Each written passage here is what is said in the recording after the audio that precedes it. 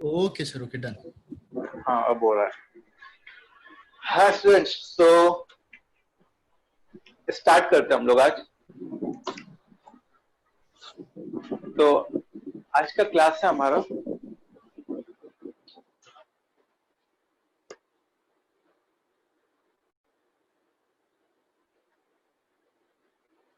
Number system.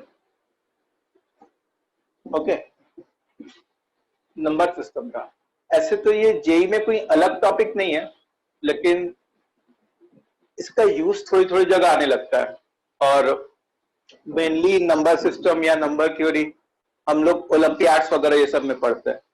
सो एक just introduction कर रहे हैं नंबर सिस्टम का कि नंबर सिस्टम में क्या होता है। तो उसमें सबसे पहली चीज होती है हमारी फैक्टोरियल। अच्छा, कुछ बातें इनमें से ऐसी होंगी मतलब कि जिसका एक्सप्लेनेशन तुमको आगे मिलेगा, आगे आने वाले चैप्टर्स में कुछ बातें, कुछ एक्सप्लेनेशंस मिलेंगे कि ऐसा इसलिए हो रहा है। ठीक है, तो उन बातों को अभी फॉर द टाइम बिंग हम लोग को याद करके रख लेना है, एज अ रिजल्ट याद करके रख लेना।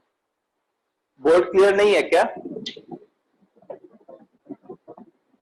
बोर्ड क्लियर नहीं है? सब लोग बताओ। तो जिसका क्लियर नहीं वो एक बार लॉग आउट करके लॉग इन करे तो शायद माइट भी हो जाए, क्योंकि बाकी सबके मैसेजेस मेरे को क्लियर है, आ रहा है।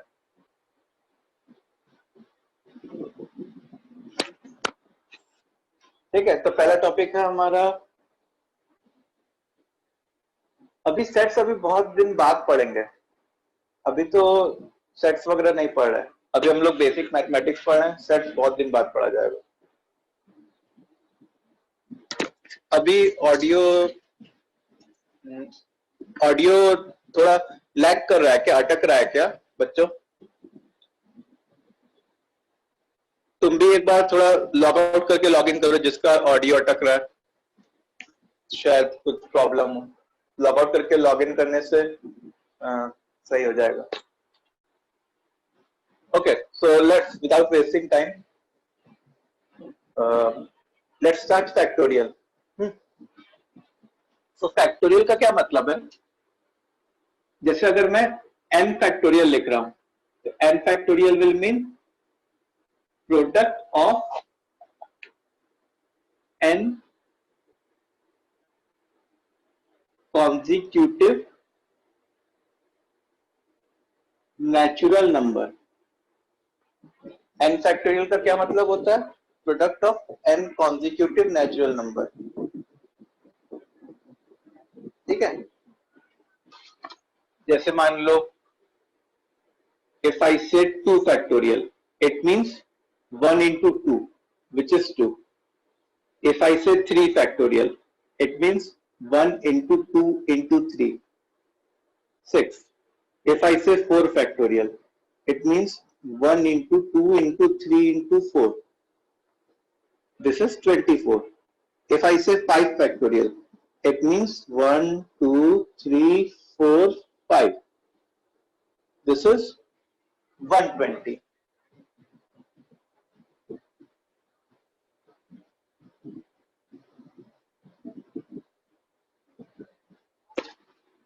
If I say 6 factorial, this is 1, 2, 3, 4, 5, 6.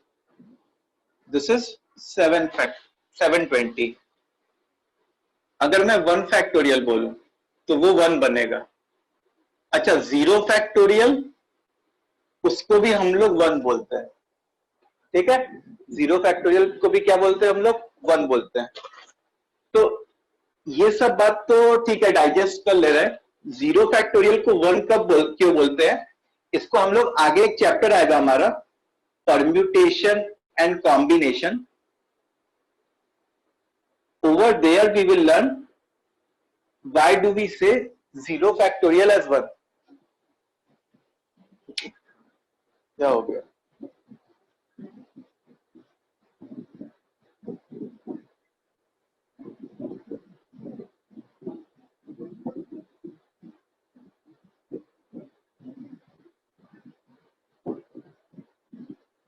क्या हुआ, ये सीवुड्स वाले ने क्या पूछा है? एक बार अनम्यूट करो खुद को, मतलब रेज हैंड करो तो मैं अनम्यूट करूंगा।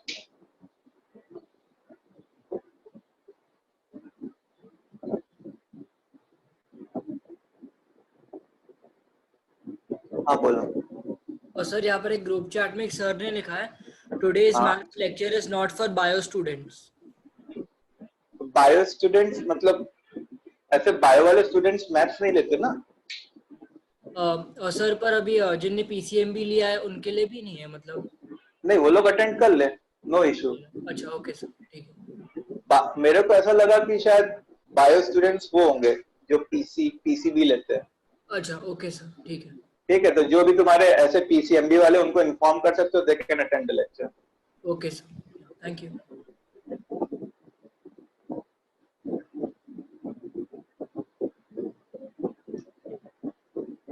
Yes, factorial will never stop. Factorial ऐसे ही बढ़ता चला जाएगा, बढ़ता चला जाएगा, और वो कभी भी खत्म नहीं होगा। तो होता क्या है कि ऐसे तुम आगे फैक्टोरियल लिखते जाओगे, लिखते जाओगे, लिखते जाओगे। जिसका डाउट क्लियर हो चुका है वो अपना हैंड लोअर कर ले, ठीक है। सो अब कुछ इंपॉर्टेंट पॉइंट्स, जिसमें से पहला पॉइंट है, the first important point is that factorial can never be taken of fraction और नेगेटिव नंबर्स। कभी भी नेगेटिव नंबर्स या फ्रैक्शन का फैक्टोरियल नहीं ले सकते। दूसरी बात है कि वन फैक्टोरियल के बाद, आफ्टर वन फैक्टोरियल और फ्रॉम टू फैक्टोरियल ऑनवर्ड्स, सारे के सारे फैक्टोरियल्स जो हैं वो क्या होते हैं? Even numbers. So from two factorial onwards, all n factorial are even numbers। सारे के सारे फैक्टोरियल्स क्या होते हैं? इवन नंबर्स होते हैं।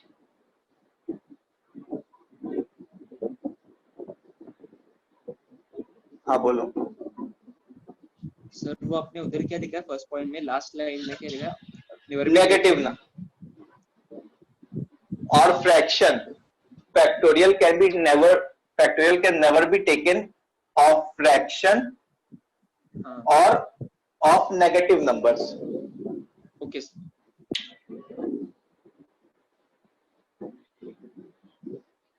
हाँ लिखो लिखो, जल्दी से लिखो।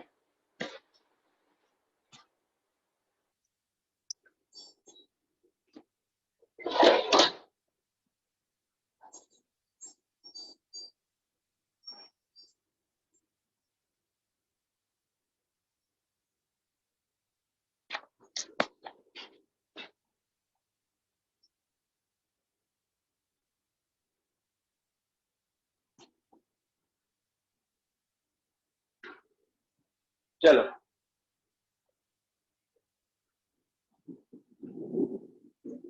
लिख लिया?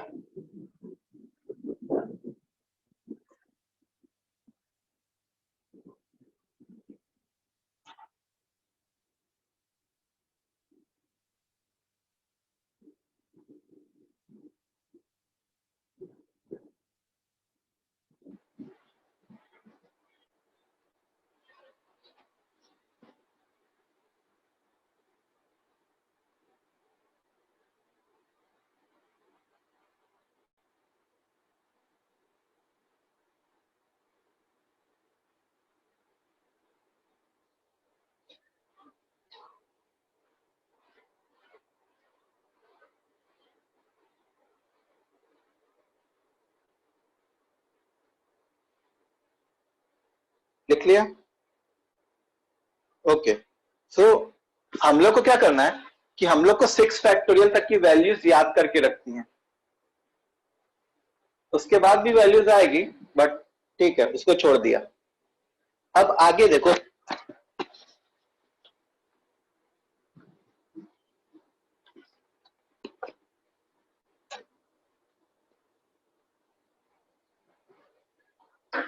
अब आगे जैसे मान लो कहीं लिखा है n फैक्टोरियल, तो इसको हम लोग कैसे लिख सकते थे? 1 2 3 till n minus 1 into n। अच्छा, 1 से लेके n माइनस 1 तक क्या लिखा जा सकता था? n minus 1 factorial. ओके, और n उधर है, इट मींस कि n फैक्टोरियल को हम लोग n into n minus 1 factorial भी लिख सकते हैं। अच्छा, n फैक्टोरियल को फिर से अगेन क्या लिख सकते थे? पहले तो 1 2 3 till n minus 1 into n। अब हम लोगों ने क्या किया कि न्यूमरेटर और डिनोमिनेटर को n प्लस 1 से मल्टीप्लाई कर दिया। तो अब यहां से लेके यहां तक क्या हो गया? यहां से लेके यहां तक हो गया n plus 1 factorial whole upon n plus 1। Therefore n factorial को तुम n plus 1 factorial upon n plus 1 भी लिख सकते हो। बोर्ड क्लियर नहीं है क्या? एक बार खुद लॉग आउट करके देखो, साइन आउट करके साइन इन करो। हाँ, मैं रिपीट करता हूं।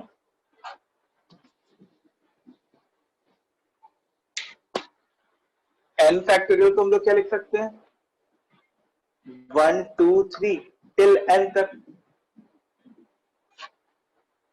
अब जैसे n के जस्ट पहले क्या होता? n माइनस 1 होता। n के जस्ट पहले क्या होता? n माइनस 1 होता। और 1 से लेके n माइनस 1 तक का प्रोडक्ट क्या होता? n minus 1 factorial.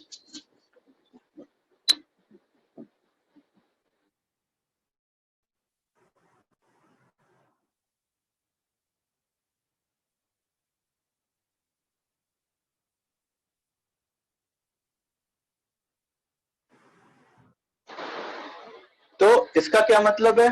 इसका ये मतलब है कि हम लोग इसको n into n minus 1 factorial लिख सकते हैं। हाँ, मैं रिपीट कर रहा हूं, मैं वही तो रिपीट कर रहा हूं। अब n फैक्टोरियल को हम लोग फिर से 1 2 3 till n minus 1 into n लिख सकते हैं। अब हम लोग ने ऊपर और नीचे इससे एक ज्यादा n प्लस 1 से मल्टीप्लाई कर दिया। तो ऊपर और नीचे जब हमने n प्लस 1 से मल्टीप्लाई कर दिया, तो यहां से लेके यहां तक का पूरे का प्रोडक्ट क्या हो गया? n plus 1। सो उस पूरे को हम लोगों ने क्या लिख लिया? n plus 1 factorial whole upon n plus 1। हाँ, मैं डाउट कर रहा हूं, सुन रहा हूं। n plus 1 factorial whole upon n plus 1। इसका मतलब n फैक्टोरियल को हम लोग n into n minus 1 factorial भी लिख सकते हैं, एंड n फैक्टोरियल को n plus 1 factorial upon n plus 1 लिख सकते हैं।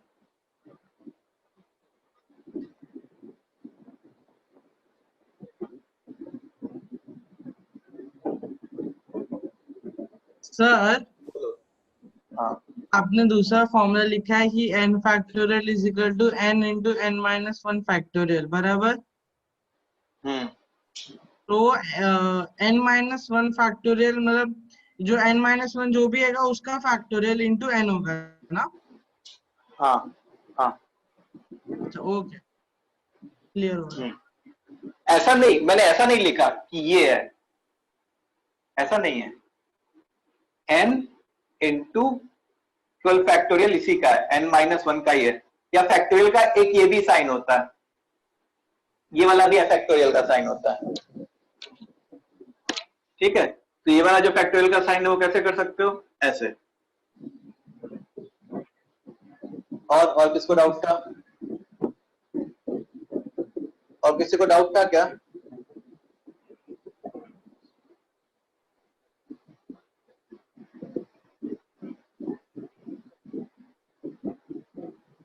हाँ, बोलो। सर, पहले वाले फैक्टोरियल सिर्फ n माइनस 1 के साथ है, n के साथ नहीं है। हाँ, n-1 के साथ फैक्टोरियल। Thank you sir. और किसको डाउट है? हाँ, डेफिनेटली लिख सकते हैं। n+1 से मैंने मल्टीप्लाई इसलिए किया, मतलब मैं क्या शो करना चाहता हूं कि n फैक्टोरियल को n-1 फैक्टोरियल के टर्म्स में भी हम लोग लिख सकते हैं, और कभी जरूरत पड़ी तो n फैक्टोरियल को n+1 फैक्टोरियल के फॉर्म में भी लिख सकते हैं। ठीक है, इतनी बात समझ में आई? मतलब यहाँ पे जो लिखा है उससे एक कम के फैक्टोरियल में भी जा सकते हैं, और यहाँ पे जो लिखा है उससे एक ज्यादा के फैक्टोरियल में भी जा सकते हैं। रेज हैंड करो, जिसको डाउट है वो रेज हैंड करो।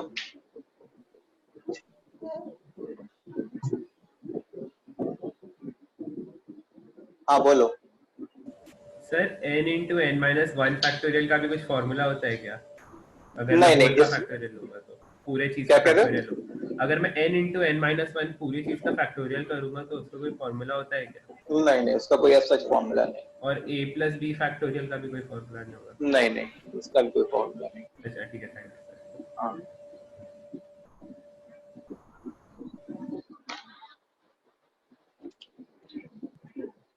ठीक है।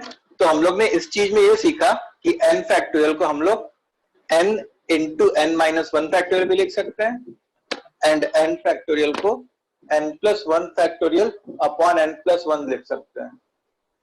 ठीक है, say for example I can write 7 factorial as 7 into 6 factorial, और I can also write 7 factorial as 8 factorial whole upon 8, ऐसे भी लिख सकते हैं 7 फैक्टोरियल।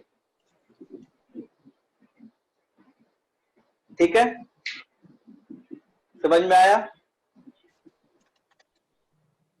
ओके, अच्छा, किसी का अगर कोई छोटा सा पार्ट मिस हो जा रहा है तो हमारा वीडियो रिकॉर्ड हो रहा है, तुमको टेंशन लेने की जरूरत नहीं है। वो तुम लोग अपने सेंटर मैनेजर से वीडियोस मांग लोगे तो वो तुम्हारा पार्ट पूरा तुमको मिल जाएगा, so don't worry.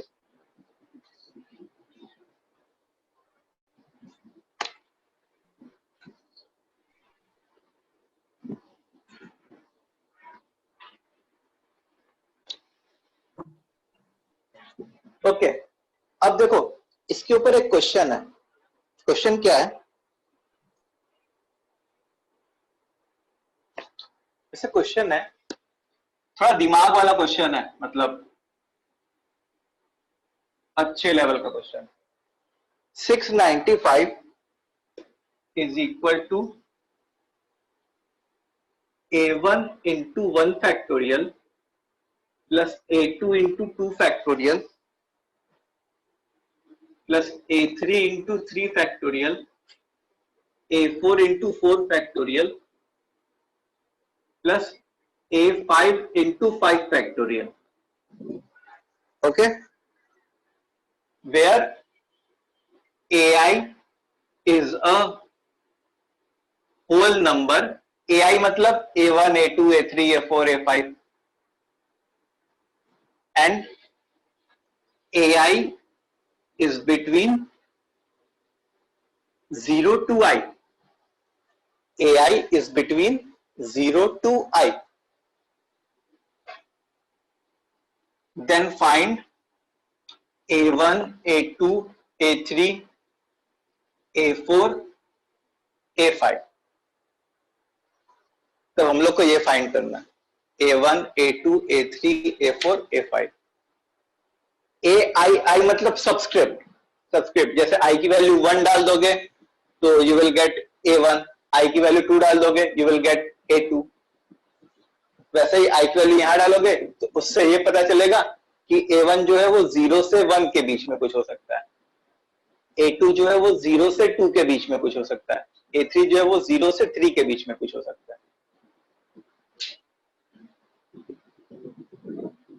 ठीक है, तो ये क्वेश्चन किस पे है? बस जितना हम लोग ने पढ़ा है ना उसी के ऊपर एक क्वेश्चन है।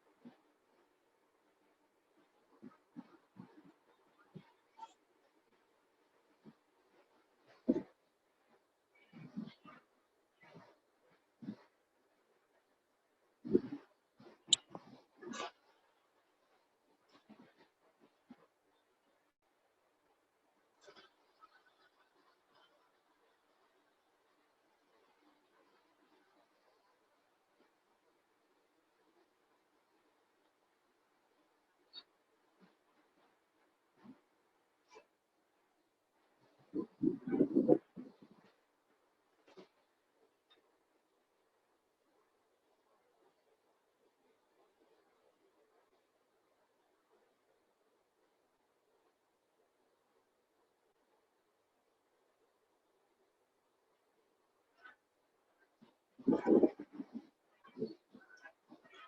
ये जो क्वेश्चन है ओलंपियाड टाइप का क्वेश्चन है, मतलब ओलंपियाड वगैरह में ये सब चीज पूछी जाती है।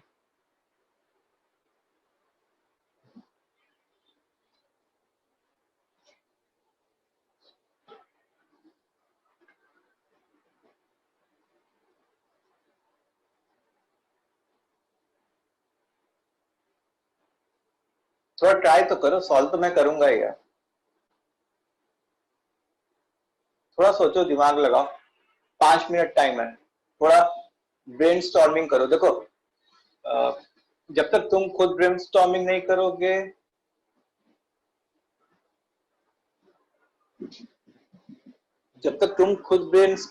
करोगे, तब तक तुम्हारा दिमाग डेवलप नहीं होगा। ऐसे तो तुम सोचो कि हजारों मटेरियल पड़े हैं दुनिया में जो तुमको जेईई की प्रिपरेशन कराते हैं, लेकिन तुम्हारा दिमाग लगाना, तुमको अपने दिमाग को यूज करना बहुत जरूरी है।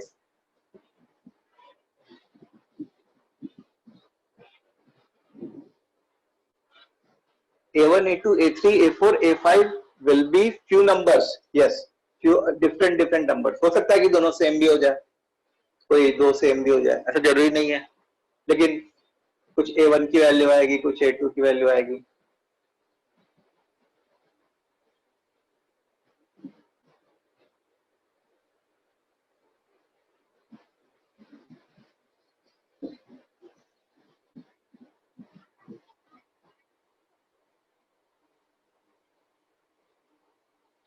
AI मतलब A सबस्क्रिप्ट आई है, मतलब जैसे मान लो I की वैल्यू 1 पुट किया तो A1, I की वैल्यू 2 पुट किया तो A2, I की वैल्यू 3 पुट किया तो A3।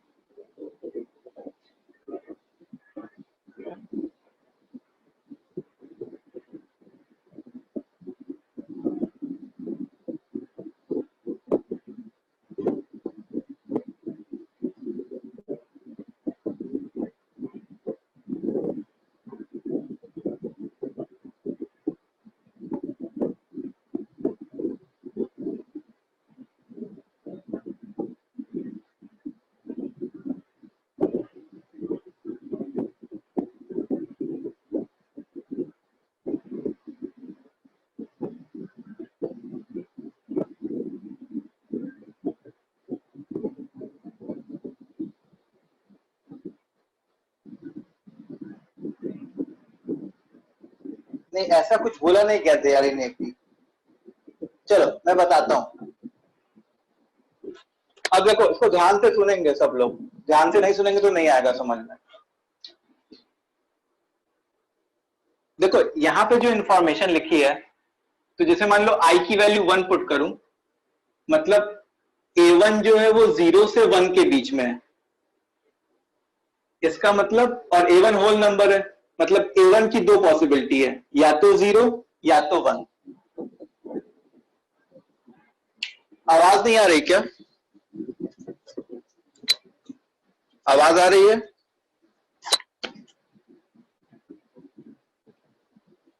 ओके, आवाज तो आ रही है। अब देखो, जैसे A2 अगर मैं लिखता, जैसे I की वैल्यू 2 डालता, तो A2 जो है वो 0 से 2 के बीच में होता, तो A2 की 3 वैल्यू पॉसिबल होती, 0, 1, 2। ये 3 पॉसिबल होती, क्या होती है exactly that we don't know. ऐसे ही A3 की क्या है, क्या पॉसिबल होती, 0 1 2 3। A4 की क्या क्या पॉसिबल होती, 0 1 2 3 4, ये पॉसिबल वैल्यूज हो सकती थी। और A5 का 0 1 2 3 4 5, इनमें से कोई एक एक होंगी, A1 A2 A3 A4 A5। Exactly क्या होगी वो अभी इस क्वेश्चन को सॉल्व करेंगे तब पता चलेगा। ओके, अब मेरी बात सुनो ध्यान से।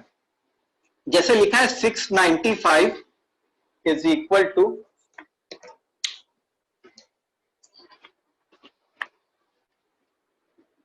A1 into 1 factorial. अच्छा, 1 फैक्टोरियल क्या होता है, 1।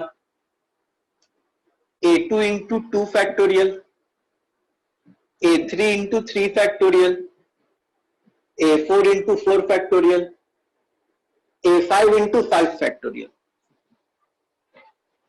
अच्छा, जैसे मान लो मैंने बोला था कि चाहे 2 फैक्टोरियल हो, चाहे 3 फैक्टोरियल हो, चाहे 4 फैक्टोरियल हो, चाहे 5 फैक्टोरियल हो, ये सारे के सारे इवन नंबर्स होंगे। All of them will be even numbers. इस बात से अग्री करोगे? क्यों? क्योंकि 2 फैक्टोरियल के आगे जितने भी फैक्टोरियल्स आ रहे हैं उसमें एक बार 2 तो मल्टीप्लाई हो ही रहा होगा। जैसे 4 फैक्टोरियल की बात करूं, 1 इंटू 2 इंटू 3 इंटू 4। 7 फैक्टोरियल की बात करें, 1 into 2 into 3 into 4 into 5 into 6 into 7। तो आगे वाले फैक्टोरियल में पीछे वाला एक टर्म तो आ ही रहा होगा आगे वाले टर्म के फैक्टोरियल में। तो हम लोग ऐसा कह सकते हैं कि यहां से यहां तक कैसा नंबर है, इवन नंबर है, क्योंकि ये इवन है, ये इवन है, ये इवन है, ये इवन है, तो सब इवन का सम क्या होगा, अगेन इवन होगा। अच्छा, 695 क्या है, ऑड नंबर है। 695 क्या है हमारा, ऑड नंबर है। तो A1 को क्या होना पड़ेगा, A1 को एक ऑड नंबर होना पड़ेगा। A1 को हम लोग को क्या होना पड़ेगा, A1 को ऑड होना पड़ेगा, तभी तो जाके A1 जो है क्या हो पाएगा हमारा, ऑड प्लस इवन जो है वो ऑड बन पाएगा। ये इवन इसलिए क्योंकि मैंने बताया था ना 2 factorial onwards, 2 factorial 3 factorial 4 factorial 5 factorial, ये सारे के सारे इवन नंबर्स होते हैं। तो even plus even plus even plus even क्या बनेगा, ओवरऑल इवन नंबर बनेगा। ये इटसेल्फ एक ऑड नंबर है, तो ऑड और इधर इवन है, तो इसको भी ऑड होना पड़ेगा, तभी तो ऑड प्लस इवन ऑड बन पाएगा। तो हमको पता चल गया कि A1 को ऑड होना है। और if you want you can write the values of those factorial also. 2 factorial is 2, 3 factorial is 6, 4 factorial is 24 and 5 factorial is 120. तो देखो सब जगह 2 2 2 2 2 तो है ही मिनिमम। अच्छा, A1 को ऑड होना है, A1 को ऑड होना है, और A1 की दो पॉसिबिलिटी थी, 0 या 1 में से। तो A1 क्या हो सकता था, 1। सो हमारी A1 की वैल्यू आ गई विच इज 1। सो अब हम लोग ने A1 को 1 पुट कर दिया, A1 को 1 पुट कर दिया और इसको इधर लेके आ गए, तो क्या बचेगा, 694 is equal to 2A2 plus 6A3 plus 24A4 plus 120A5। ठीक है। अच्छा, हर जगह से 2 कॉमन आ सकता है, तो 2 कॉमन ला दिया, A2 plus 3A3 plus 12A4 plus 60A5 and this is 694।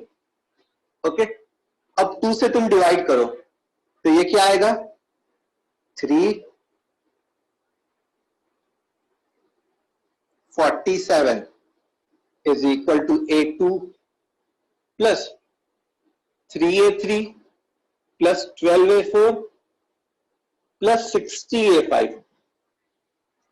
अब a2 को उस तरीके से निकालते हैं, देखो यहां से लेके यहां तक 3 सब में है, मतलब ये वाली चीज कैसी टाइप की है, मल्टीपल ऑफ 3 है। इस बात से एग्री करोगे ये टोटल चीज कैसी है, मल्टीपल ऑफ 3 है। इसका मतलब a2 को उधर ले जाने के बाद व्हाट आई वांट कि मल्टीपल ऑफ 3 हो जाए, सब्ट्रैक्ट होने के बाद मल्टीपल ऑफ 3 हो जाए। अच्छा, हमारे पास a2 के 3 ऑप्शंस थे, 0, 1, 2।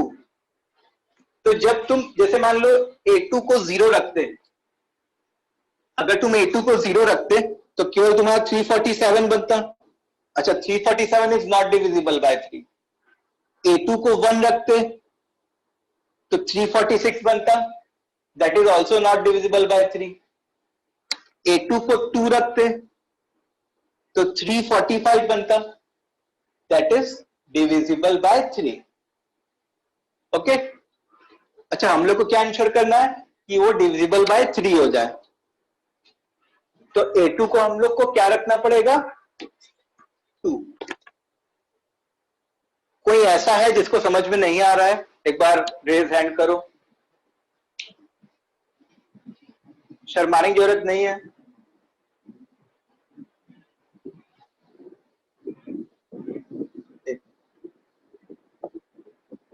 हाँ बोलो। सर अगर आपने जैसा बोला a2 को हम लोग 2 का वैल्यू देंगे, हाँ, तो रीजन क्या लिखने का? रीजन कुछ नहीं लिखने का, सब कुछ दिमाग में करने का।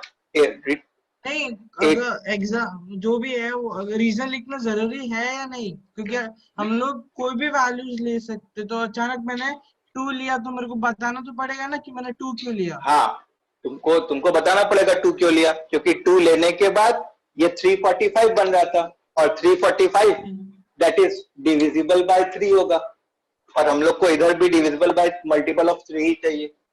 अगर हाँ। a2 का वैल्यू तुम 0 या 1 लेते, a2 का वैल्यू उसमें से तुम 0 या 1 लेते, तो ये जो है a2 से सब्ट्रैक्ट करने के बाद वो डिविजिबल बाय 3 नहीं बनता।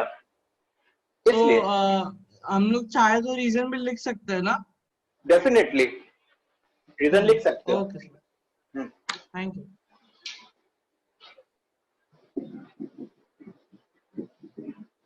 और किसको, हाँ बोलो।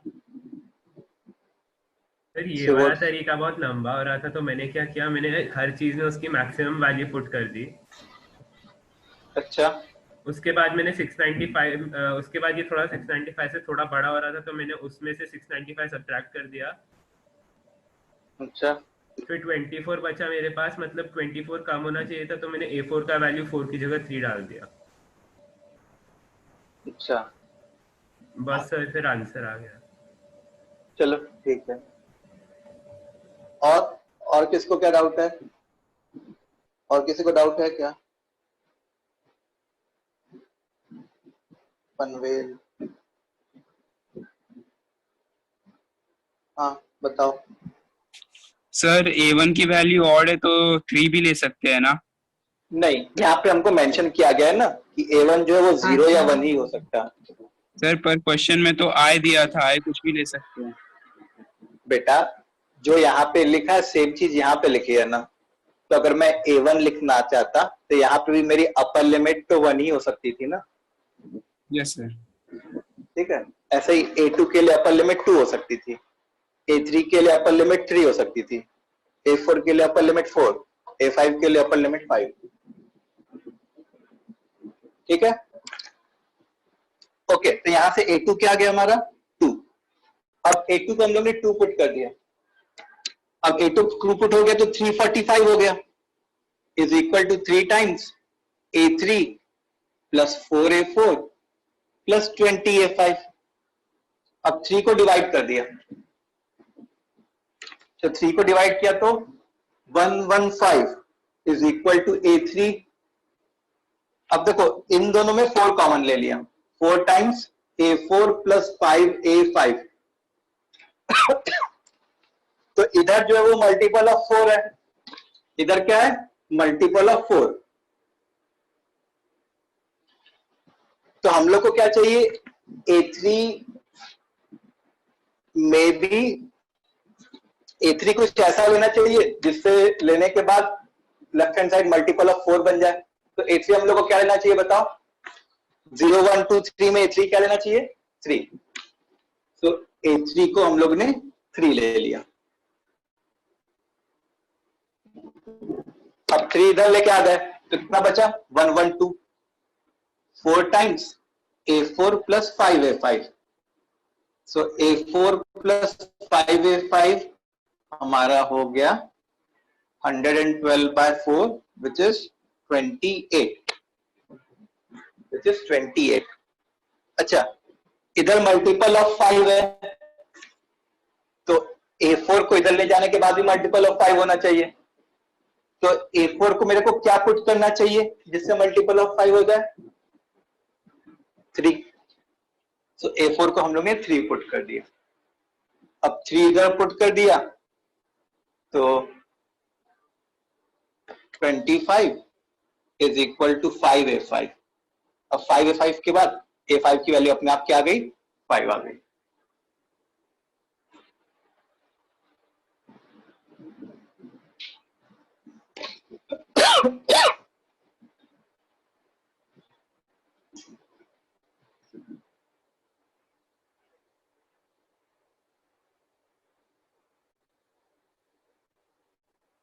समझ में आया ये कैसे किया?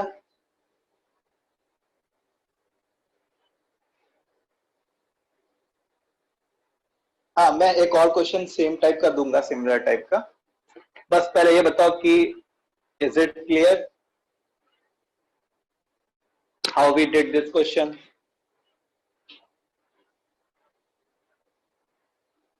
किसी को डाउट है इसमें तो हाथ उठा के पूछ सकते हो।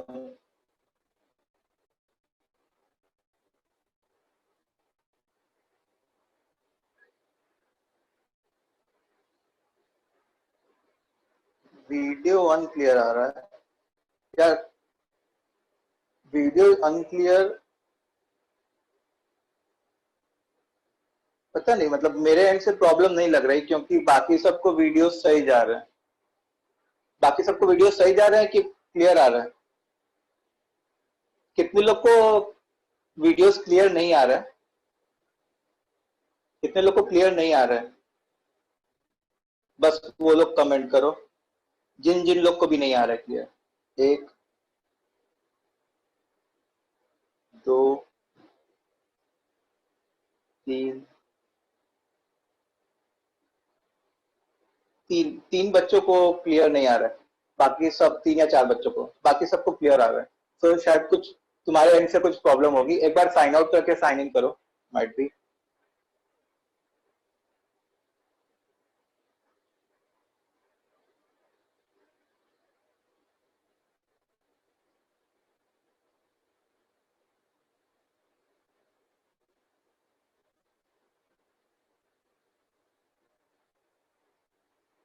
हाँ, एक क्वेश्चन, हाँ ऐसे टाइप का क्वेश्चन एक बार फिर एक और। So now this time you have to do for 329। चलो 329 सेम क्वेश्चन है, यहाँ पे बस नंबर चेंज कर दिया हम लोग ने, 695 की जगह 329 कर दिया है। And you have to find A1 A2 A3 A4 A5।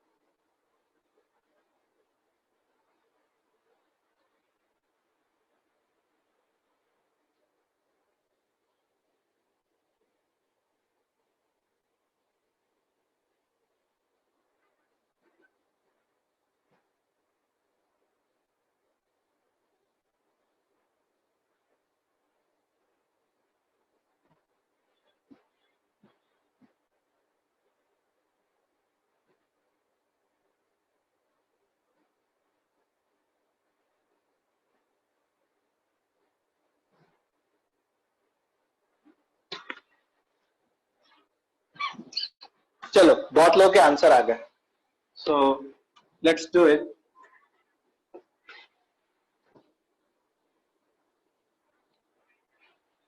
देखते कितने लोग का सही हुआ है यहाँ पे।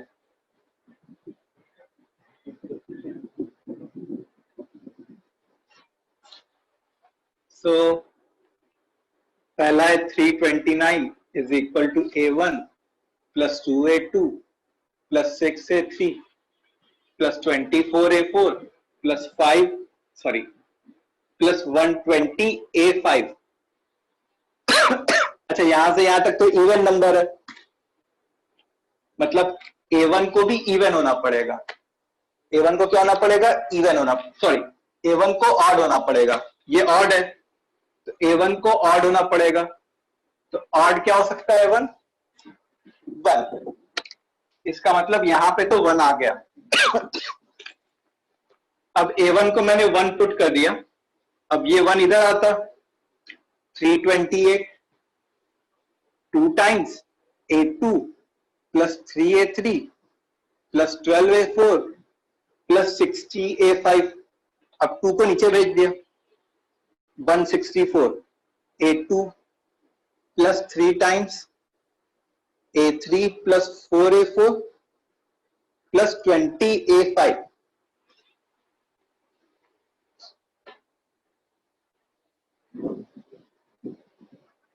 ठीक है।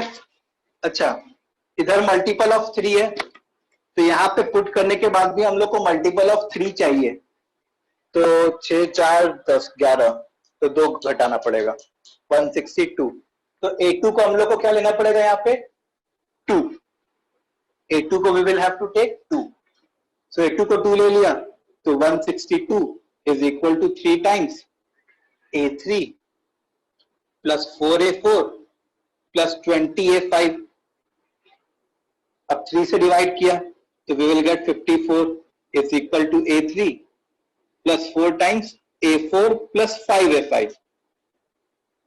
अब ये तो मल्टीपल ऑफ 4 है, इट इज मल्टीपल ऑफ 4, और हम लोग को इधर भी मल्टीपल ऑफ 4 बनाना पड़ेगा। तो इधर 52 आता तो अच्छा होता सब्ट्रैक्ट होने के बाद। इसका मतलब A3 को क्या लेना पड़ेगा, 2 लेना पड़ेगा यहाँ पे, ताकि 52 आ जाए जो 4 से डिविजिबल हो जाए। तो इधर अब इसको हटा के A3 को 2 लेंगे हम लोग। अब A3 की वैल्यू 2 पुट कर दी, तो 52 is equal to 4 times A4 plus 5A5। अब 4 से डिवाइड कर दो, क्या आ जाएगा, 13 is equal to A4 plus 5A5। अब हम लोग को मल्टीपल ऑफ 5 है ये, इसका मतलब इसको सब्ट्रैक्ट करने के बाद मल्टीपल ऑफ 5 होना चाहिए, मतलब A4 को क्या होना चाहिए, 3। A4 चलो 3 सही मार्क्ड है, 3 कर दिया तो इधर 10 आ गया, 5A5। सो A5 की वैल्यू क्या आ गई हमारी, 2। So the value of A5 is 2। कितने लोगों के सब सही हो गए?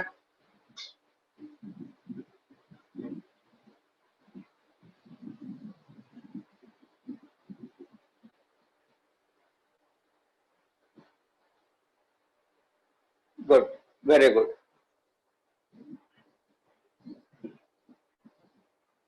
चलो बाकी लोग को जिनका सही नहीं हुआ उनको समझ में आ गया, किसी को कोई डाउट है इसमें,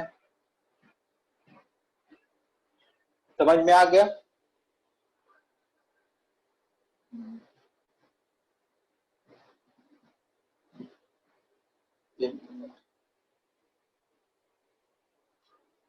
अभी वीडियो का किसी को प्रॉब्लम है क्या?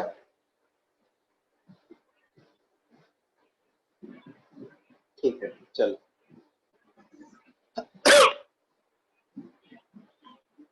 So let's move forward.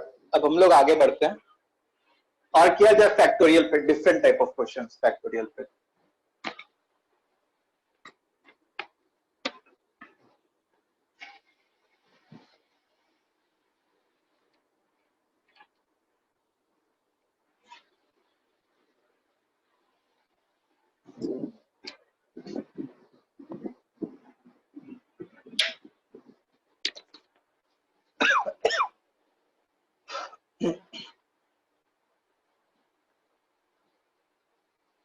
अब देखो, जैसे नेक्स्ट चीज है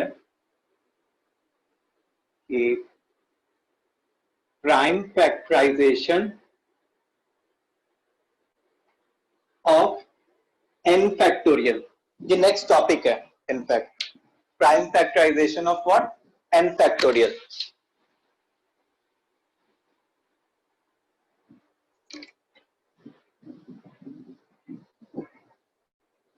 यस, केवल एक ही सोल्यूशन पॉसिबल होता, A1 A2 A3 A4 A5 एक एक ही हो सकते थे, एक से ज्यादा नहीं हो सकते थे। Prime factorization of n factorial. Prime factorization of n factorial का क्या मतलब है? जैसे बचपन में हम लोग किसी नंबर का प्राइम फैक्टराइजेशन करते थे, से बचपन में हम लोग क्या करते थे, से मान लो कि 24 है, तो 24 को प्राइम फैक्टराइज करते थे, वो कैसे लिखते थे, 2 क्यूब इंटू 3। अब अभी हम लोग क्या करने जा रहे हैं, जैसे मान लो 10 फैक्टोरियल है, तो उसका प्राइम फैक्टराइजेशन करने जा रहे हैं 10 फैक्टोरियल में, कि 10 फैक्टोरियल में कौन कौन से प्राइम नंबर्स कितनी बार आएंगे वो फाइंड करने जा रहे हैं। ठीक है, टॉपिक समझ में आया, क्या सीखने जा रहे हैं आपको? अब एक चीज होती है greatest integer function. Greatest integer function. So हमारे ग्रेटेस्ट इंटीजर फंक्शन का काम क्या होता है? अच्छा, इस चीज को ग्रेटेस्ट इंटीजर फंक्शन को हम लोग कैलकुलस जब पढ़ते हैं उसमें बहुत डिटेल में पढ़ते हैं, लेकिन अभी फिलहाल फॉर द टाइम बिंग जितनी जरूरत है उतना पढ़ लेते हैं कि it gives an output, an integral output.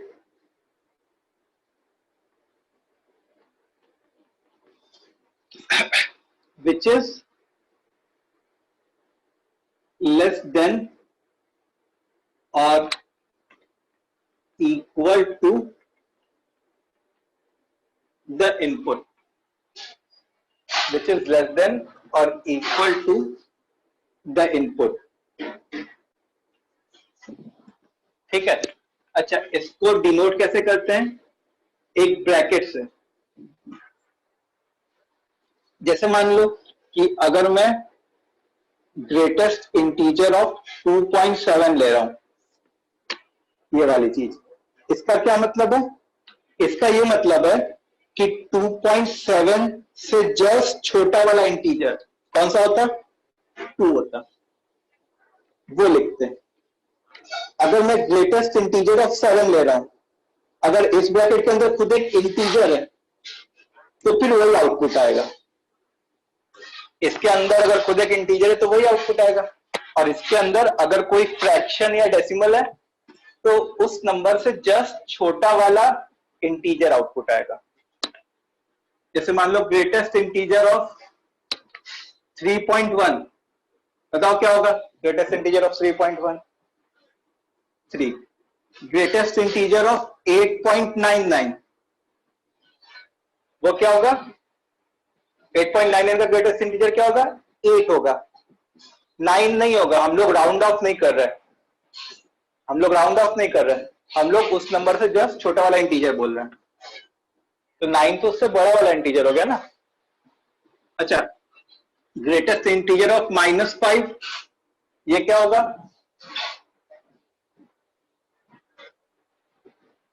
बताओ.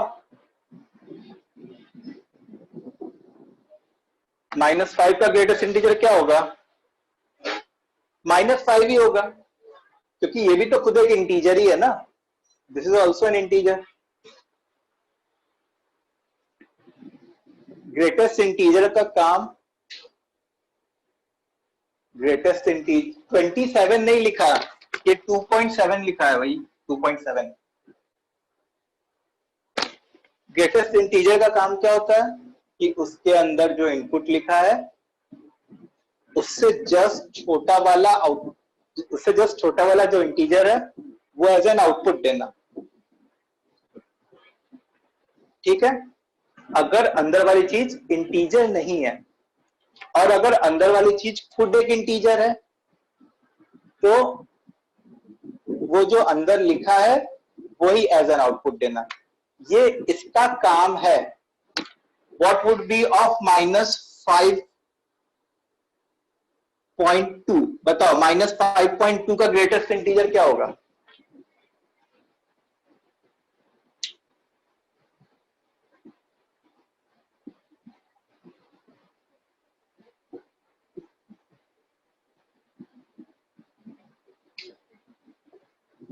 तो देखो, -5.2 मतलब कहीं यहां पे होता, उससे जस्ट छोटा वाला इंटीजर कौन सा होता?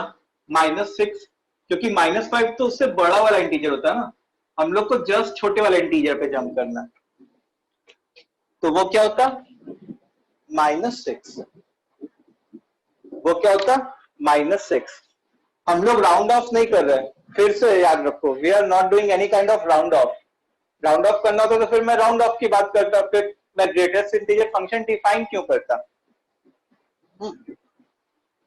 अच्छा, ग्रेटेस्ट इंटीजर ऑफ से √2, बताओ ये क्या होता? ग्रेटेस्ट इंटीजर ऑफ √2, ये 1 होता, क्योंकि √2 क्या होता है? 1.414 के अराउंड होता है. तो ये क्या होता? 1 होता. जैसे किसी ने एक एग्जांपल दिया, ग्रेटेस्ट इंटीजर ऑफ पाई क्या होता? Greatest integer of pi will be 3. 3. Greatest integer of pi will be 3. समझ में आई बात? ग्रेटेस्ट इंटीजर का काम क्या होता है?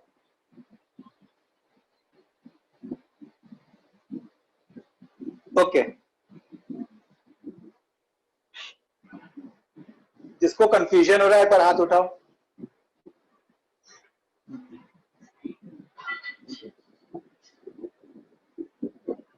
हाँ बोलो खारगर। सर जैसे कोई फ्रैक्शन है हमारे पास 7/2, उसका क्या होगा? 7/2 देखो कैसा होता है। 7/2 3 पॉइंट समथिंग होता है ना, हाँ तो उसका ग्रेटेस्ट इंटीजर क्या होगा? 3 होगा। Okay sir.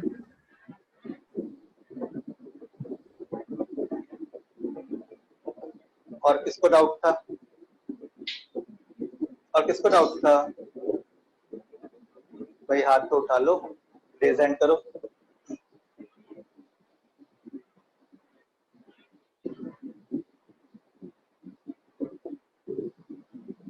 अरे किसी ने लिखा था ना डाउट है।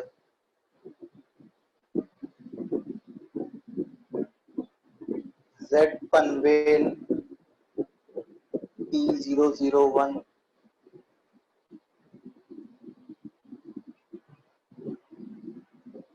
अगर नॉन रियल नंबर हो तो नॉन रियल नंबर का ग्रेटेस्ट इंटीजर नहीं लिया जाता, 12 रियल नंबर्स का ग्रेटेस्ट इंटीजर लेते हैं हम लोग, नॉन रियल नंबर का नहीं लेते।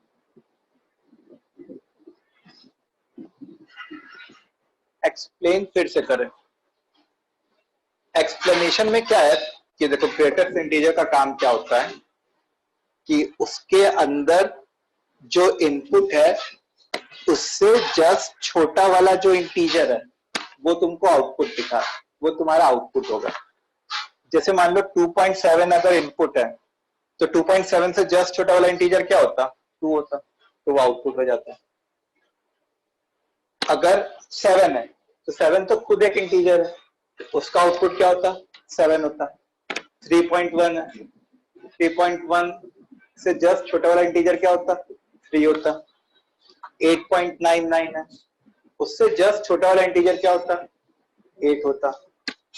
√2 मतलब 1.414, उससे जस्ट छोटा वाला इंटीजर क्या होता? 1 होता। -5 का GIF, क्योंकि -5 एक इंटीजर है तो उसका जो GIF है वो क्या होता? -5 होता। -5.2, -5.2 देखो यहाँ पे, उससे जो छोटा इंटीजर होता है वो -6 होता, तो उसका जो इंटीग्रल पार्ट होता है वो क्या होता? -6 से मान लो GIF ऑफ 0.4 है, तो 0.4 से जस्ट छोटा वाला इंटीजर कौन सा होता? 0 होता। अभी आया समझ में? अभी इसका यूज क्या है वो बता रहा हूं। अब मतलब अभी बताऊंगा कि इसका यूज क्या है। ये तो कैसे GIF काम करता है वो सीख रहे थे, ग्रेटेस्ट इंटीजर फंक्शन।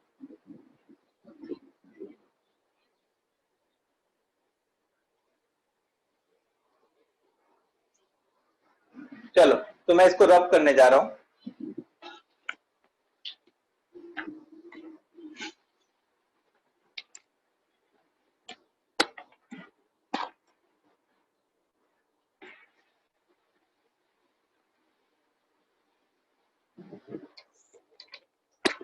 अब देखो, अब हम लोग क्या सीखने जा रहे हैं? Prime factorization of n factorial.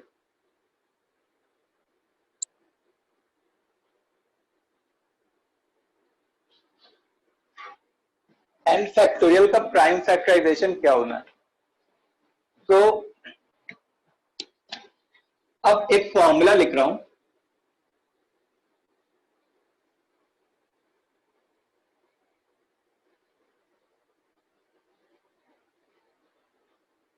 exponent of any prime p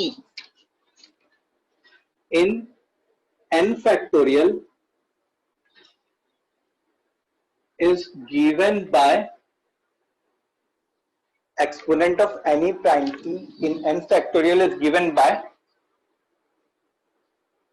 GIF of n by p plus GIF of n by p square plus GIF of n by p cube and so on।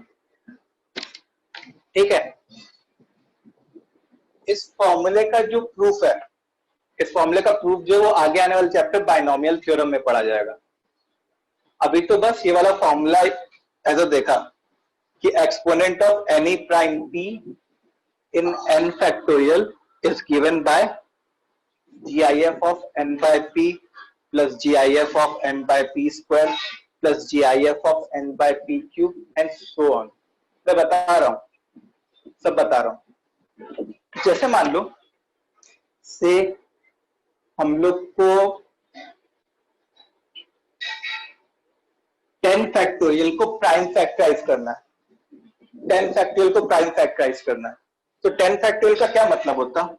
1 into 2 into 3 4 5 6 7 8 9 10. ये 10 factorial का मतलब होता है. अच्छा, मतलब एक तरीके से 1 से लेके 10 तक का प्रोडक्ट लिखा हुआ है. तो इनमें कौन कौन से प्राइम नंबर्स आ रहे थे? तो इनमें जो प्राइम नंबर्स आ रहे थे वो 2 आ रहा था, 3 आ रहा था, 5 आ रहा था और 7 आ रहा था. इसके अलावा कोई प्राइम नंबर आ रहा था क्या? 2 3 5 7 के अलावा नहीं आ रहा था. अब देखो 2 कितना जनरेट हो सकता है वो देखते हैं. 2 का एक पावर तो यहां से जनरेट होता, फिर यहां से कितना पावर जनरेट होता?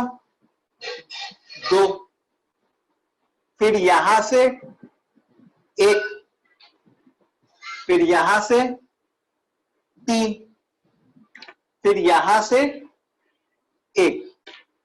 10 को 2 into 5 लिखा.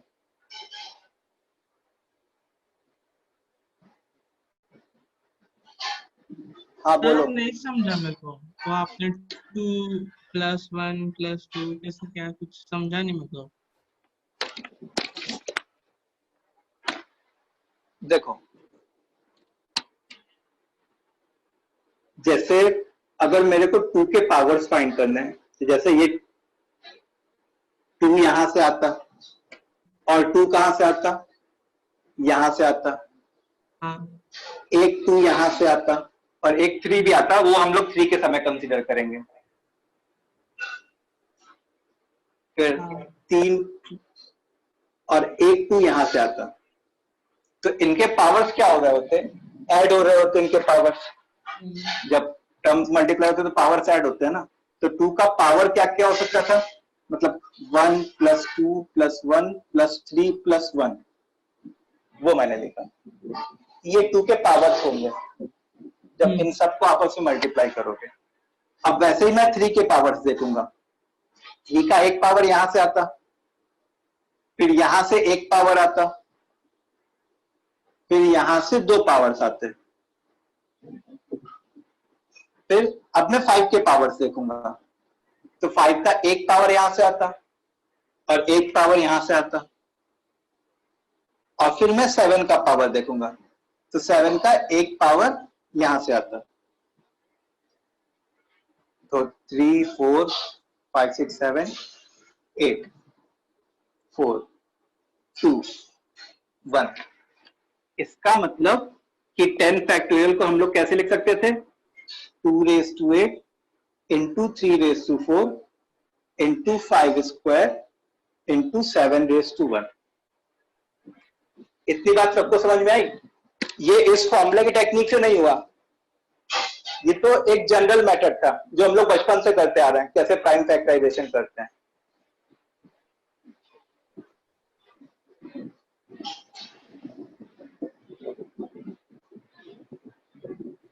बोलो पनवेल.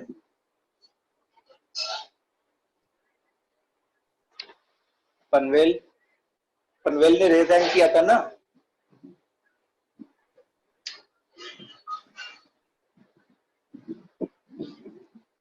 जेड नहीं, पनवेल नहीं, जेड. हाँ जेड पनवेल ही तो है. तुमको कोई डाउट है?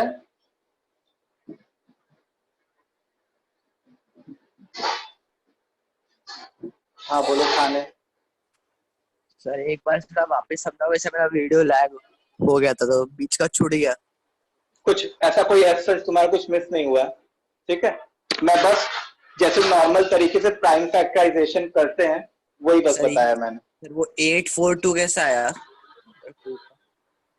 देखो 2 का पावर कहाँ से जनरेट हो सकता था? 2 का पावर 1 यहाँ से जनरेट हो सकता था, 4 से 2 रेज टू 2 जनरेट हो सकता था, 6 से 2 रेज टू 1, 8 से 2 रेज टू 3 एंड 10 से 2 रेज टू 1।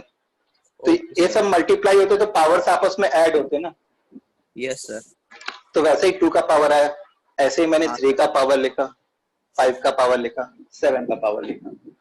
यस सर, समझिए। ठीक है, अब देखो, अभी तक किसी को डाउट है क्या? No sir. बाकी लोग, बाकी स्टूडेंट्स?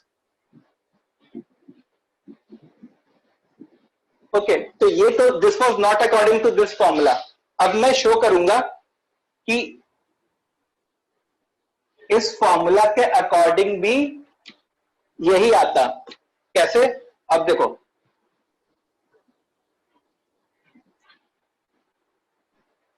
जैसे मान लो मेरे को 10 फैक्टोरियल में 2 का कितना पावर है वो फाइंड करना है।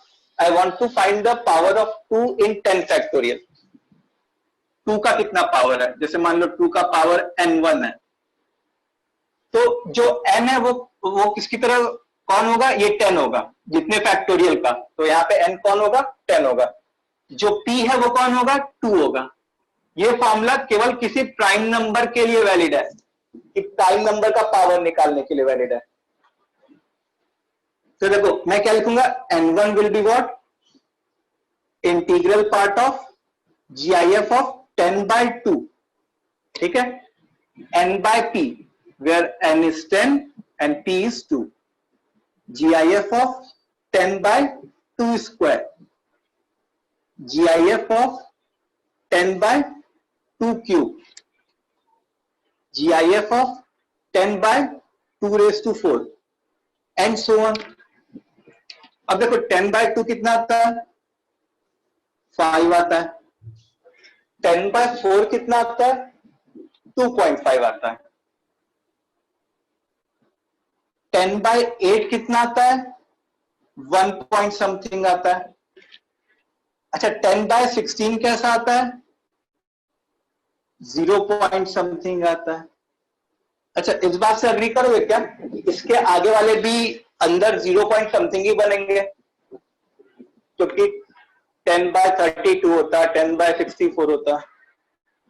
अच्छा 5 का GIF क्या होता? 5। 2.5 का GIF क्या होता? 2। 1 point something का GIF क्या होता? 1। 0 point something का GIF क्या होता? 0। अच्छा आगे अब क्या बनना है? 0 0 0 0। तो कितना बन गया?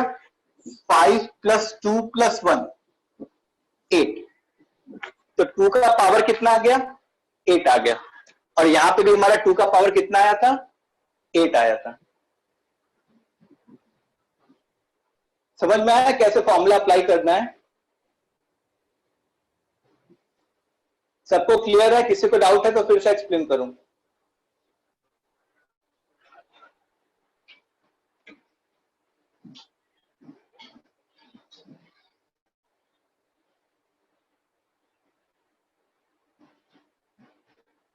किसी को डाउट है फिर से एक्सप्लेन करूं? देखो हम लोग को क्या करना है, जैसे मान लो मैं 2 का पावर खोज रहा हूं, तो इस फॉर्मूले में जिस प्राइम नंबर का पावर खोज रहे हो, 2 रेज़ टू n1 का क्या मतलब है कि 2 का पावर खोज रहा हूं मैं। तो जैसे मान लो n1, 2 का पावर क्या होगा?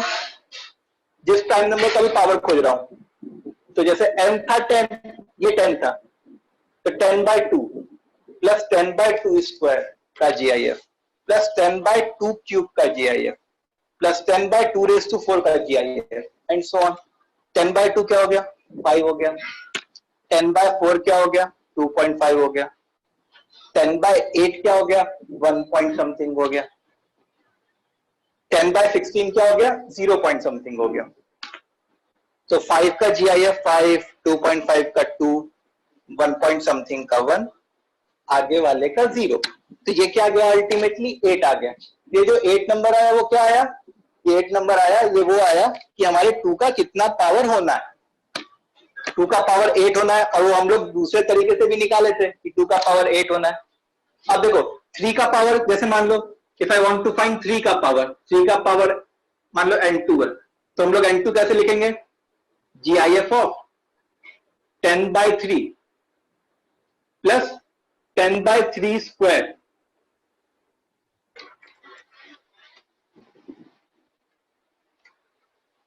Plus 10/3 cube and so on.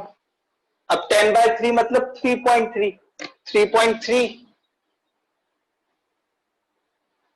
10/3 square मतलब 1.1 टाइप एंड 10/3 क्यूब मतलब 0 पॉइंट समथिंग, और आगे भी 0 पॉइंट ही आने लगेंगे. सो 3.3 1.1 1 प्लस 0, तो ये क्या आ गया? 4 आ गया. देखो नॉर्मल तरीके में भी 3 का पावर क्या आया था? 4 आया था. ऐसे अगर तुमको 5 का पावर निकालना है तो 10/5 2, और उसका GIF लोगे तो 2 ही होगा. और 10/25 0, 10/25 क्या होगा? मतलब 0 पॉइंट समथिंग होगा, उसका GIF लोगे तो 0, तो 2 प्लस 0 2. 10/7 1 पॉइंट समथिंग, उसका GIF 1. 10/49 0 पॉइंट समथिंग, उसका GIF 0 एंड henceforth 0. तो 1 प्लस 0 प्लस 0 प्लस 0 क्या आ गया? 1 आ गया. तो 7 का पावर क्या हो गया? 1 हो गया. सबको क्लियर है? ये चीज क्लियर है? बताओ किसी को डाउट है?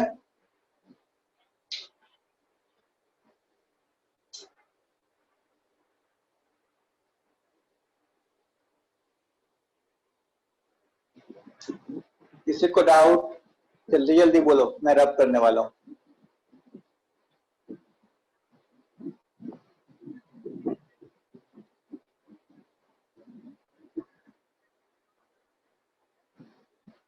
किसी को भी डाउट नहीं है?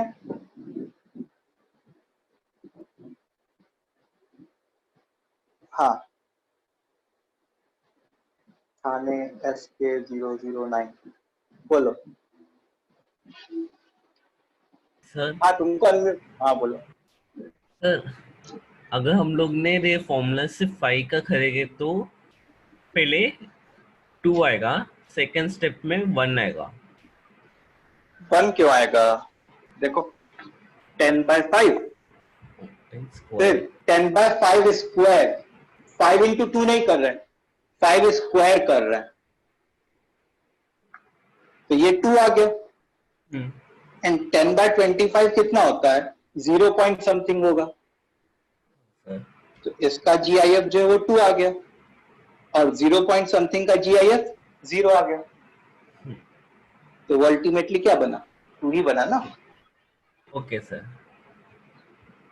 हाँ, और किसको है?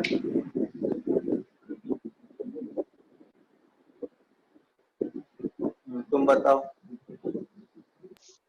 सर हमें कैसे पता चलेगा कि हमको कहाँ तक ये फॉर्मूला मतलब यूज हाँ. करना है? 2 देखो. क्यूब 2/4 2/5 तक कहाँ तक जाना है, हाँ. कैसे पता चलेगा? तुमको तब पता चल जाएगा कहाँ पे रुकना है, जब तुम मतलब माइंड में कैलकुलेशन करते रहना कि इतना बाय इतना. कब जो है डिनोमिनेटर बड़ा हो जा रहा है न्यूमरेटर से, जैसे ही डिनोमिनेटर बड़ा हो जाएगा न्यूमरेटर से, तो वो जो फ्रैक्शन है वो 0 पॉइंट समथिंग हो जाएगा, तो उसका जो GIF है वो 0 बनना स्टार्ट हो जाएगा. And from that point onwards you will be getting GIF as 0. तो 0 को ऐड करो तुम, तो कोई फर्क ही नहीं पड़ता कितनी बार भी ऐड करो, तो वहां पे तुमको खत्म करना होगा. जैसे मान लो अगर मेरे को 15 फैक्टोरियल में 2 का पावर फाइंड करना है, तो मैं 2⁻³ तक एक नॉन जीरो वैल्यू आएगी, 2⁻³ में एक नॉन जीरो वैल्यू आएगी, और फिर 2⁻4 में 15/16 आ जाएगा, जो 0 पॉइंट समथिंग हो जाएगी. तो उसका जब तुम GIF लोगे तो क्या आ जाएगा? 0 आ जाएगा. तो हम लोग 2⁻4 तक भी कर देंगे तो हो जाएगा काम. ठीक है. आया समझ में?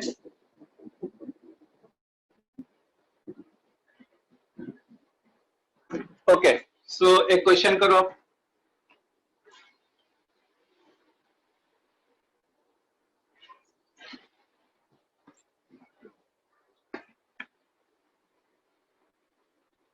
Prime factorize 15 factorial. 15 फैक्टोरियल को प्राइम फैक्टराइज करो। तो पहले तुमको ये देखना है कि 15 फैक्टोरियल तक कौन कौन से प्राइम नंबर्स आ रहे हैं, फिर उन सारे प्राइम नंबर्स का तुमको पावर निकालना है।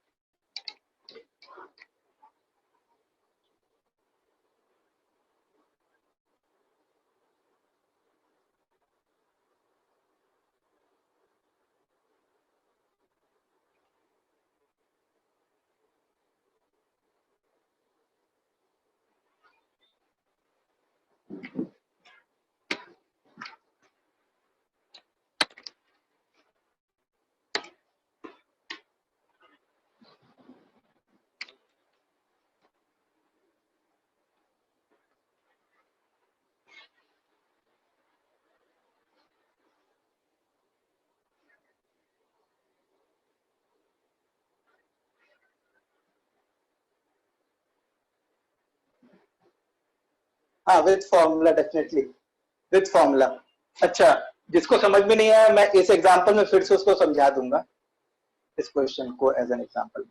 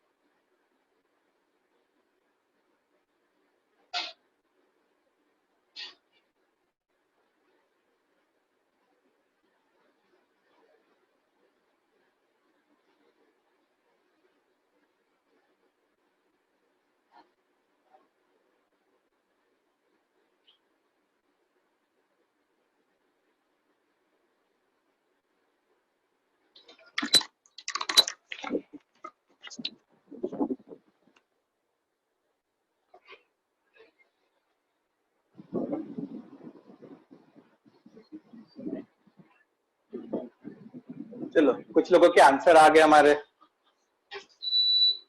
बाकी लोग भी सब लोग ट्राई करो।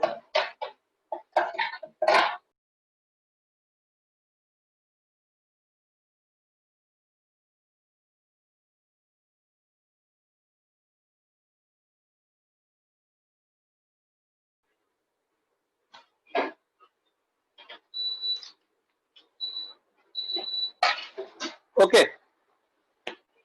सो लेट अस सी कि कौन कौन से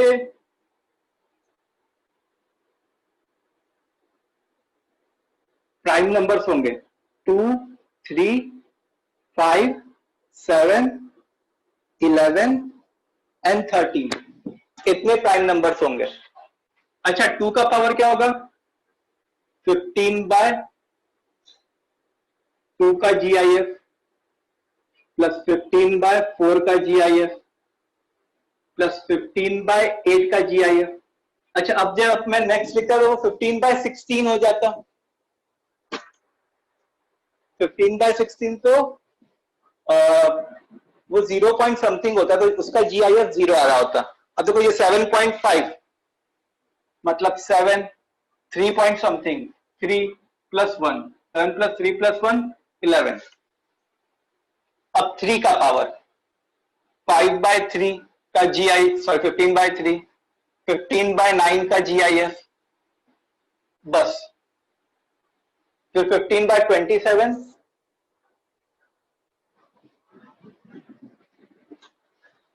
15/3 मतलब 5,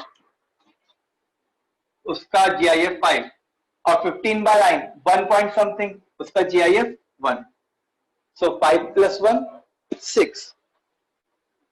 अच्छा, 5 का पावर 15/5 का GIF, 15/25 का GIF जब लिखते तो वो तो 0 हो जाता, और 15/3 3, और 3 का GIF तो 3 होता है, तो 3 + 0। अब 7 का पावर लिखते हैं तो बस 15/7 का GIF, आगे 0 आता, 15/7 2 पॉइंट समथिंग, उसका GIF 2। फिर 11 का 15/11 प्लस आगे 0 आता तो 1, और 13 इधर लिख लेते हैं, 15/13 उसका GIF 1 आता। इसका मतलब 15 फैक्टोरियल का जो प्राइम फैक्टराइजेशन होता वो होता 2^11 into 3^6 into 5^3 into 7^2 into 11^1 into 13^1। ठीक है,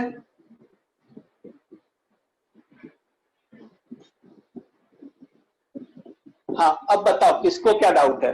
मैं कोई चैट नहीं पढ़ पाया हूं डाउट का, तो रेज हैंड करो और डाउट पूछो।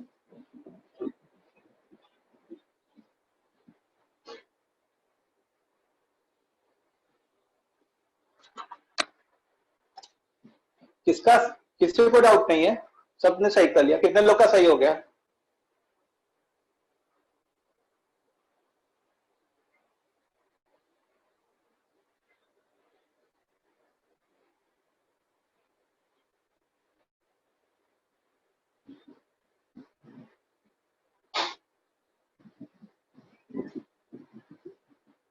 अच्छा, किसी ने रेज हैंड किया नहीं? किसी को डाउट है इसमें? हाँ, थाने का किसी का है, जेड थाने, किसी को डाउट था क्या? किसने रेज हैंड किया था अभी?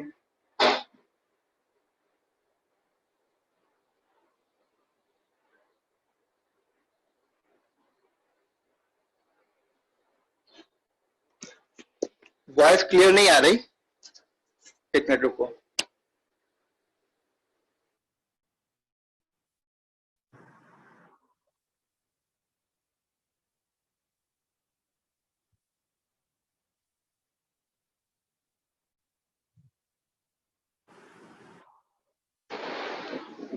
देखो मैंने ब्लूटूथ स्पीकर ऑन ऑफ किया है, अभी ऑफ ऑन किया है, शायद अब क्लियर आनी चाहिए।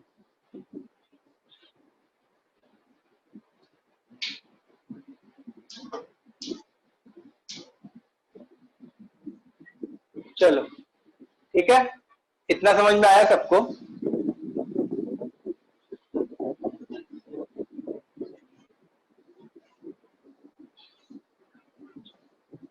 ओके, सो अभी किसी को डाउट नहीं है ना?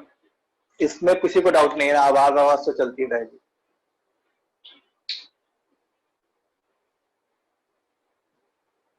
गुड। सो आज का हमारा टाइम खत्म हो गया है। सो तुम्हारा होमवर्क ये है कि स्टार्टिंग से लेके अभी तक जितना पढ़ाया है उसको अच्छे से रिवाइज करना है, ये होमवर्क है।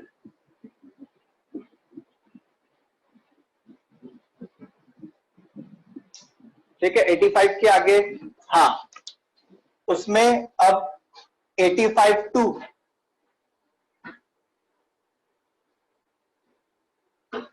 110 तक कर लेना, 85 टू 110। ठीक है, वो वाले असाइनमेंट में हम उनके सारे के डाउट संडे को डिस्कस करेंगे। 118 है तो चलो पूरा खत्म कर देते हैं 118 तक, 85 to 118 तक कर लेना। We will discuss the doubts on Sunday। हो सकता है कि इनमें से कुछ क्वेश्चंस ऐसे हो जो, हाँ लॉगरिथम के क्वेश्चंस छोड़ देना, लॉगरिथम के क्वेश्चंस छोड़ देना, लॉगरिथम जिसमें आ रहा हो। इनमें से कुछ क्वेश्चंस ऐसे होंगे जिसमें लॉगरिथम आ रहा होगा या कुछ ऐसी चीज आ रही होगी जो अभी स्कोप के बाहर होगा, तो उनको छोड़ सकते हो। Those will be, say, out of 120 questions, those will be hardly 5 to 6 questions. Rest all questions are fine. ठीक है, तो अब नेक्स्ट क्लास में हम लोग इस फैक्टोरियल को और कंटिन्यू करेंगे। अच्छा, जो लोग न्यू ज्वाइनी है, मतलब जिन्होंने पिछले 1-2 क्लास में ज्वाइन किया है, वो लोग खुद को अनम्यूट करो, वो लोग रेज हैंड करो।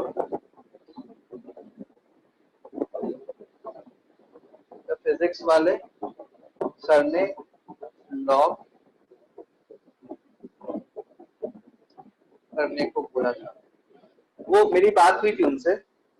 सो हम लोग अपना जो ट्रैक है उस हिसाब से चलेंगे, बीच में भी लॉग हमारे में नहीं है, थोड़े दिन बाद है, तो जब लॉग आएगा तब हम लोग पढ़ेंगे। ठीक है, हाँ, 0 फैक्टोरियल में वो n into n minus 1 factorial factorize, उसमें वो नहीं होगा, वैलिड नहीं होगा 0 फैक्टोरियल में, क्योंकि फिर 0 फैक्टोरियल को अगर मैं n into n minus 1 factorial करूंगा तो फिर यहाँ पे -1 फैक्टोरियल आने लगेगा, और -1 फैक्टोरियल का तो कोई एग्जिस्टेंस ही नहीं होता, नॉट डिफाइंड। ठीक है, हाँ, और जिन्होंने रेज हैंड करो एक बार, जिन्होंने ज्वाइन किया था।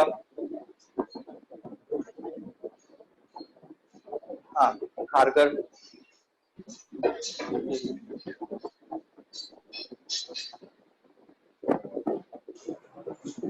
ओके, तो तुम लोग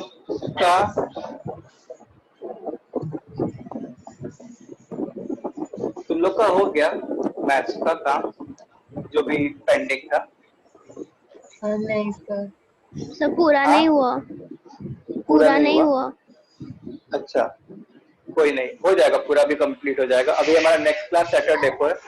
वैसे भी मतलब जो उस दिन जो वो सब पढ़ा था उसका अभी फिलहाल यहाँ पे एप्लीकेशन नहीं आ रहा, तो वो धीरे धीरे भी होगा तो कोई इश्यू नहीं होगा, तुमको समझने में कोई दिक्कत नहीं होगी। Okay sir. और बाकी को किसी को कुछ क्वेरीज? नहीं। और लोग, बाकी 2 लोग जो बाकी हैं उनको, तुमको कोई क्वेरीज है? नहीं सर। नहीं, चलो, समझ में आ रहा है आज, मतलब आज का क्लास समझ में आया तुम लोग को? Yes sir. ओके, चलो ठीक है फिर। Okay, thank you sir. चलो बाय।